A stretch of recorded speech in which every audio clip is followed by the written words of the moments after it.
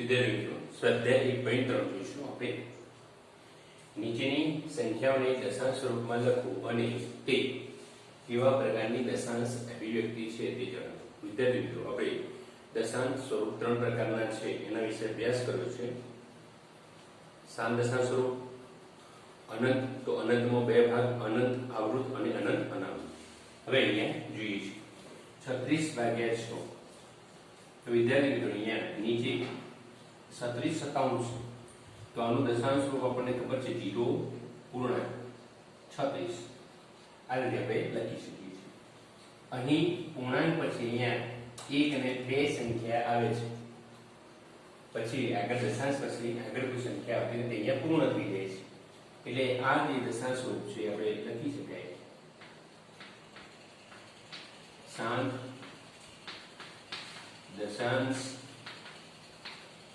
સ્વરૂપ છે. હવે વિદ્યાર્થી મિત્રો 1/11 આપણે ભાગાકાર કરીએ, અહીંયા શૂન્ય મૂકીશું તો શૂન્ય પૂર્ણાંક. અહીંયા હવે 1 ને 0 10 થાય, 10 એ 11 કરતો નાના છે એટલે અહીંયા આપણે બીજી એક શૂન્ય મૂકી અને અહીંયા શૂન્ય મૂકીશું. હવે કેટલા થાય? 1 અને 2 મિનિટ એટલે 100. 11 99 માંથી 99 ગયા તો વધ્યા 1. આપણે અહીંયા શૂન્ય મૂકી. હજુ પણ 10 એ 11 કરતો નાના છે એટલે અહીંયા શૂન્ય મૂકી આપણે અહીંયા શું મૂકીશું? 11 9 99. અહીંયા વિદ્યાર્થી મિત્રો જો અહીંયા સૌપ્રથમ પણ શેષ 1 હતી, એના પછી પણ શેષ 1 રહે છે. શેષ 1 1 વધી જાય છે, સાથે સાથે અહીંયા શૂન્ય પૂર્ણાંક 09 એમ અનંત સુધી આવી જાય છે. તો આપણે લખી શકાય 1/11 0.09 એમ અનંત સુધી આવે છે. હવે વિદ્યાર્થી મિત્રો આના બરાબર લખો તો આપણે આ રીતે લખી શકીએ 0.09, કારણ કે 09 એ આવૃત છે, એ અંક પુનરાવર્તિત થાય છે. આનો જ્યારે આપણે ભાગાકાર કરીએ છીએ ત્યારે દશાંશ પછી કોઈ પણ જગ્યાએ અહીંયા સંખ્યા અટકતી નથી, અનંત સુધી ચાલી જાય છે એનો ભાગાકાર. તો આનંદ છે, સાથે સાથે 09 એ પુનરાવર્તિત થાય છે. તો માટે આનું દશાંશ સ્વરૂપ એ કેવું છે? અનંત છે, પણ સાથે સાથે કેવું છે? અનંત આવૃત દશાંશ સ્વરૂપ છે. તો 1/11 નું દશાંશ સ્વરૂપ અથવા તેની દશાંશ અભિવ્યક્તિ આપણે વાત કરીએ તો અનંત આવૃત દશાંશ અભિવ્યક્તિ દર્શાવે છે અથવા તો અનંત આવૃત દશાંશ સ્વરૂપ ધરાવે છે. એ જ પ્રમાણે જો 4.1/8 અહીંયા આનો ગુણાકાર કરીએ 8 4 32 ને 33/8. અહીંયા આપણે 33 ને 8 ભાગીએ છીએ. અહીંયા આપણે ખ્યાલ છે 8 નો ઘડિયો બોલી 8 4 32, 33 માંથી બદલી ગયા 1. હવે 1 એ નાની સંખ્યા 4 કરતા, તો અહીંયા પૂર્ણાંક મૂકીશું ને અહીંયા શૂન્ય લાવીશું. 8 1 8 2 0 8 2 16 4 આવે 8 5 6 4. જો અહીંયા શેષ શૂન્ય થઈ ગઈ છે, શેષ શૂન્ય થાય છે એનો મતલબ કે અહીંયા પૂર્ણાંક પછી 3 અંક પછી એનો ભાગાકાર અટકી જાય છે. આપણે વાત કરી પૂર્ણાંક પછી નીચે સંખ્યા હોય તો એ દશાંશ સ્વરૂપ શાંત દશાંશ સ્વરૂપ થાય. તો આપણે લખી શકીએ 4.1/8 બરાબર 4.125. જો વિદ્યાર્થી મિત્રો 1/8 નો ભાગાકાર કરી દો તો પણ 4 એમ રાખે 1/8 નો કરશો 125 આવશે, એટલે આના બરાબર 4.125. તો માંડ 4.1/8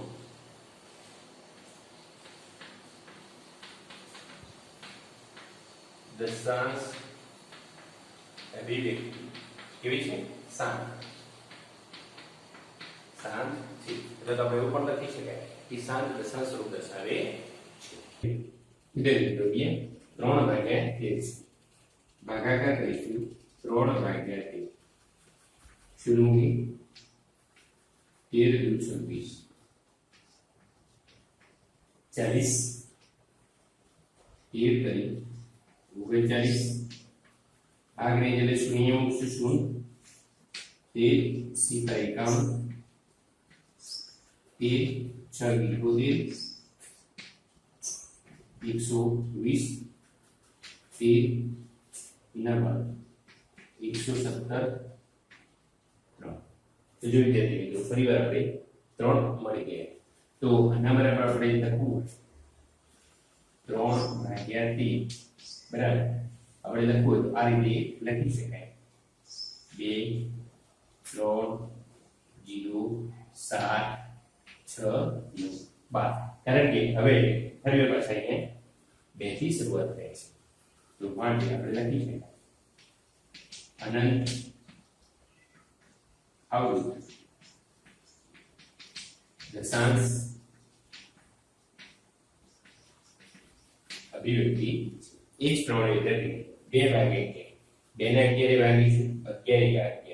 કેટલા આવે 9 20 માંથી 11 કે 9 90 11 ફરીવાર પાછા બે હતા એમને આવી ગયા ફરીવાર આપણે કરીશું 11 એટલે 0.18 આવશે આપણે લખી શકીએ 2 ભાગ્યા 11 બરાબર 0.18 સુધી આવી જાય છે તો 0 પૂર્ણાંક 18 ઉપર આપણે આડી લીટી કરી માટે આની પણ દશાંશ અભિવ્યક્તિ આનો આવું છે 329 ભાગ્યા 420 છે જો ભાગાકાર આપણે કરીએ ભાગાકાર કરીએ છીએ જે શેષ 0 વધે છે અને પૂર્ણાંક પછી અમુક દશાંશ પછી અટકી જાય છે માટે આનું દશાંશ રૂપ 7 છે માટે આની દશાંશ અભિવ્યક્તિ 7 છે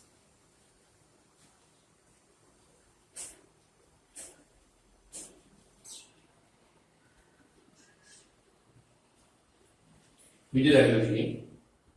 તમે જાણો છો કે 1 ભાગ્યા 7 બરાબર 0.1 4 2 8 5 7 0.14 28 છે શું તમે ખરેખર ભાગાકારની લોભી પ્રક્રિયા કર્યા વગર 2 ભાગ્યા 7 3 ભાગ્યા 7 4 ભાગ્યા 7 5 ભાગ્યા 7 અને 6 ભાગ્યા 7 ની દશાંશ અભિવ્યક્તિ શું મળશે એનું અનુમાન કરી શકશો તો હા કઈ રીતે જોઈએ આપણને ખ્યાલ છે કે 1 ને આપણે 7 વડે ભાગેલા છે અગાઉ ભાગને ચાલે એટલે આપણે અહીંયા શૂન્ય મૂકી અહીંયા પોઈન્ટ મૂકી ને જસ્ટ 7 એકા 7 એ રીતે ભાગાકાર કરીએ 1 4 2 8 5 7 ટૂંકમાં 1 ને 7 વડે ભાગવાથી આપણે ભાગફળ 1 4 2 8 5 7 મળે છે અને શેષ 3 2 6 4 5 ને 1 મળે છે તો એ જ પ્રમાણે 2 ને જો આપણે 7 વડે ભાગીશું 2 ને જો આપણે 7 વડે ભાગીશું તો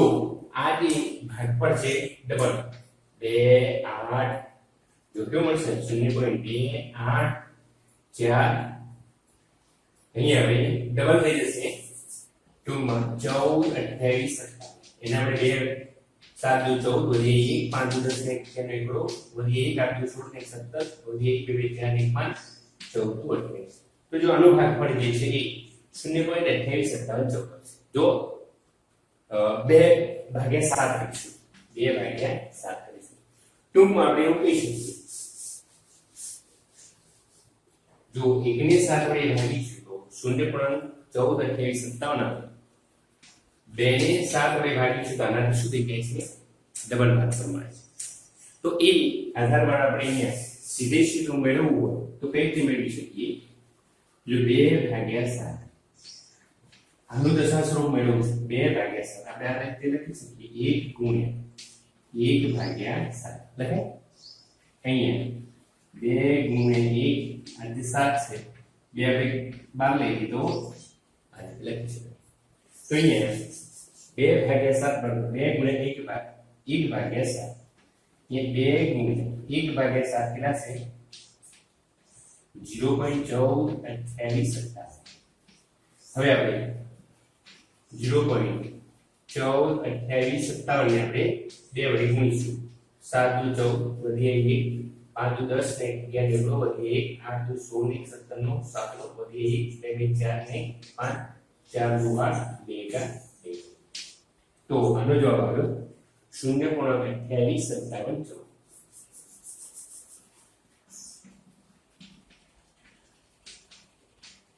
બરાબર તો એ જ પ્રમાણે વિદ્યાર્થી મિત્રો અહીંયા આપણે 3 ભાગ્યા 7 લઈએ તો 3 અને ગુણ્યા 1 સતમાઉસ કરીશું 3 ગુણ્યા 1 સતમાઉસ છે ની કિંમત 14 28 27 એના આપણે આ જે છે ને 3 વડે ગુણી દઈશું એ જ પ્રમાણે 4 સતમાઉસ છે તો 4 ગુણ્યા 1/7 ની કિંમત છે 0.14 28 27 ઉપર 12 આપણે કરી દેવાનું છે એ જ પ્રમાણે 5/7 અને 6/7 લઈશું 5 ગુણ્યા 1 સતમાઉસ એ જ પ્રમાણે ગુણ્યા 6 ગુણ્યા 1 સતમાઉસ 5 ગુણ્યા 0.14 28 27 પાંચમાની સાથે ગુણાકાર કરીશું એ જ પ્રમાણે 6 ગુણ્યા 14 28 આની સાથે આપણે ગુણાકાર કરીશું તો જો અહીંયા 3 નો આની સાથે ગુણાકાર કરીએ 4 નો આની સાથે ગુણાકાર કરીએ 5 નો આની સાથે ગુણાકાર કરીને 6 નો આની સાથે આપણે ગુણાકાર કરીએ છીએ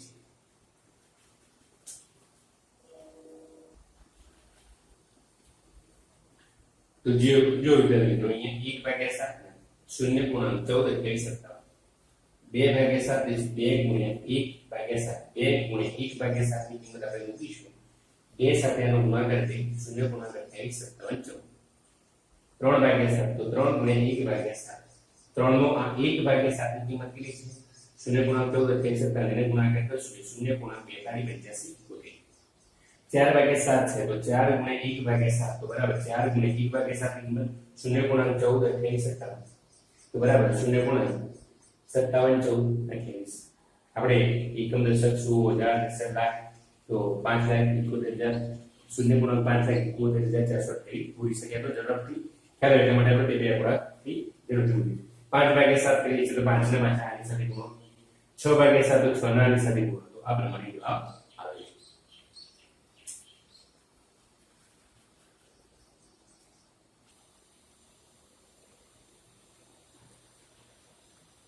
વિદ્યાર્થી મિત્રો આ પ્રકારના દાખલા આપણે ગણેલા છે અહીં p પૂર્ણાંક હોય અને q શૂન્યેતર પૂર્ણાંક હોય તેવા p ભાગ્યા q સ્વરૂપમાં નીચેની સંખ્યાને દર્શાવો છે અહીંયા બધી સમય સંખ્યાઓ છે એટલે આપણે એને p ભાગ્યા q સ્વરૂપે દર્શાવવાની છે અહીં આપણે પ્રથમ દાખલો લઈશું 0.6 એનો મતલબ શું 0.6 અનંત સુધી આવે છે તો આપણે ખાલી ધારો કે x બરાબર 0.6 વિદ્યાર્થી મિત્રો આ પ્રકારના દાખલા આપણે ઘણા બધા ગણેલા છે તો અહીં આપણે આને નંબર 1 આપીશું માટે અહીંયા જો પૂર્ણાંક પછી પુનરાવર્તિત સંખ્યા જે થાય છે 1 છે પૂર્ણાંક પછી 1 એટલે કેટલા વડે 10 વડે ગુણવાના છે અહીંયા 10x બરાબર આ 6 અહીંયા આવશે 6.6 આપણે એને એક નંબર આપીશું આપણે ઉદાહરણ ગણેલા છે તેમ છતાં ફરી એકવાર આપણે વાત કરીએ x બરાબર 0.6 આપણે લઈએ છે જો 10 વડે ગુણીશું તો 0.6 પણ 10 વડે ગુણાય છે 10 ગુણ્યા 0.666 સુધી 10 વડે આને ગુણીશું એટલે 1 પોઈન્ટ બહાર નીકળશે 6 બહાર નીકળશે એટલે શું થશે 666 અનંત સુધી તો 6.6 લે 10x બરાબર 6.6 કેવી રીતે આવે આપણે અહીંયા જોઈએ હવે આપણે આ જે સમીકરણ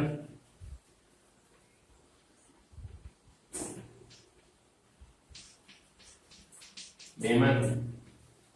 આપણે લખી દઈએ એક જે સમીકરણ છે બાદ કરીએ આપણે બાદ કરીએ છીએ 10x બરાબર 6.6 x બરાબર 0.6 જોઈએ આ 10x બરાબર 6.6 એને આપણે x એટલે x બરાબર 6.6 x બરાબર 0.6 આપણે બાદ કરીશું ઓછા અહીંયા 9x આવશે 6 વાળા પાછળ વાળા બધા જોઈએ 0.6 જે 6.6 આપણે આને લખવું હોય તો 0.666 આને લખવું 666 તો આ પાછળના જે ભાગ છે ઉડી જાય છે અને અહીંયા કેટલા વધે છે 6 તો અહીંયા પાછળનો જે ભાગ ઉડી જાય છે વધે કેટલા 6 તો x બરાબર 6 ભાગ્યા 9 આપણે અહીંયા છેદ ઉડાડીએ 3 અહીંયા 2 3 અહીંયા 3 તો x બરાબર કેટલો જવાબ 2 ભાગ્યા 3 તો અહીંયા 0.6 બરાબર 2 ભાગ્યા આપણે 30 ભાગ્યા એટલું સૂત્ર દર્શાવી શકીએ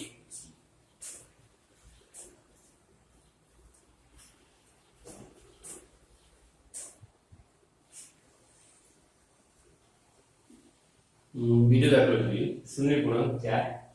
અને 7 ટૂંકમાં આને આપણે લખવું હોય તો આ રીતે લખાય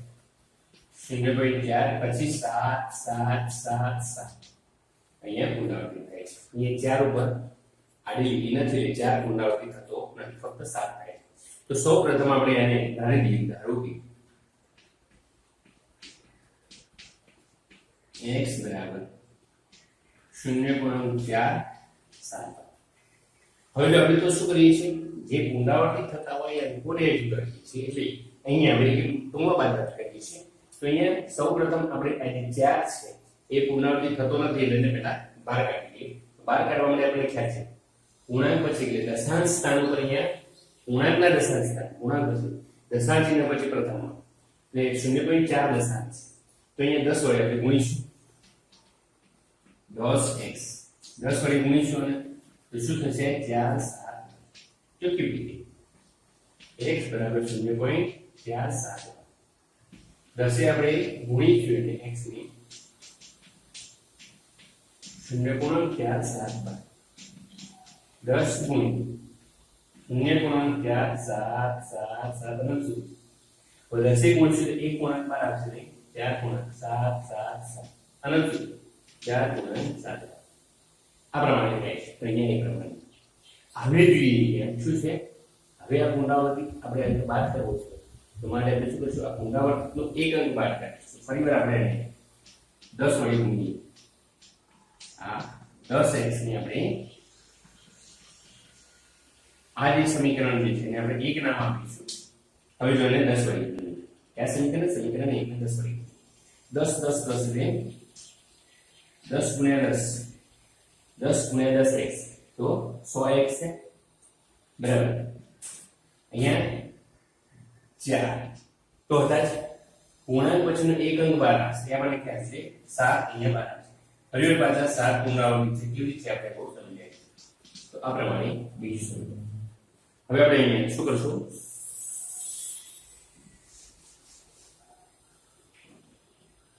સમીકરણ 2 માં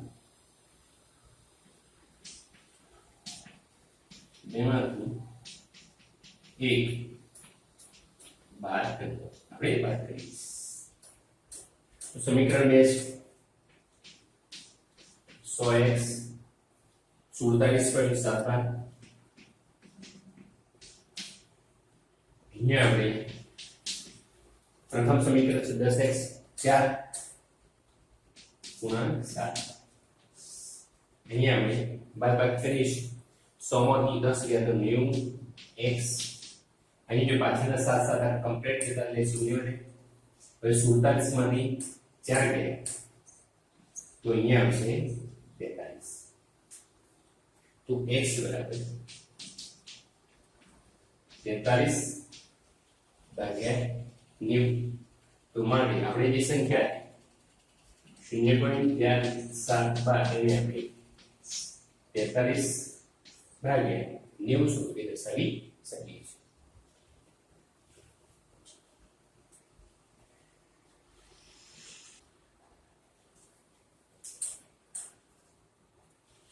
ચલો દાખલો 0.00 આપણને યાદ છે પૂર્ણાંક પછી 0.001 એમ પુનરાવર્તિત થાય છે તો પૂર્ણાંક પછી અહીંયા દશાંશ ચિહ્ન પછી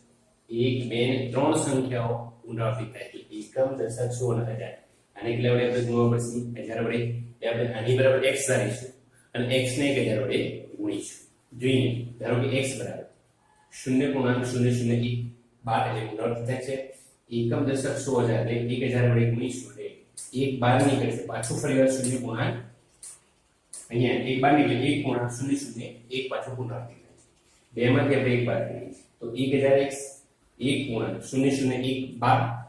x બરાબર 0.001 આ 0 આ પૂર્ણાંક પછીના 0 0 1 છે બધા નીકળી જશે તો અહીંયા વધે 1 અહીંયા છે 999x તો x બરાબર 1 ભાગ્યા 999 તો આમ 0.001 બાદ જે છે ને આપણે 1 ભાગ્યા 999 વડે દર્શાવી શકીએ